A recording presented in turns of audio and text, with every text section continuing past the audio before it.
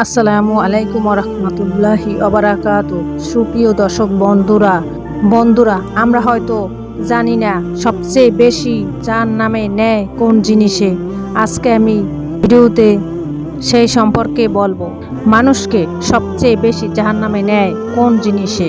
শুনলে অবাক হয়ে যাবেন। নামাজ না পড়ায় সবচেয়ে বেশি জাহান্নামে নেয় না।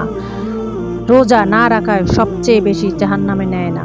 দান সদাক না করায় সবচেয়ে বেশি জাহান্নামে নেয় না। কোরআন তেলাওয়াত না করায় সবচেয়ে বেশি জাহান্নামে নেয় না। তাহলে কিসের সবচেয়ে জাহান্নামে নেয় মানুষকে?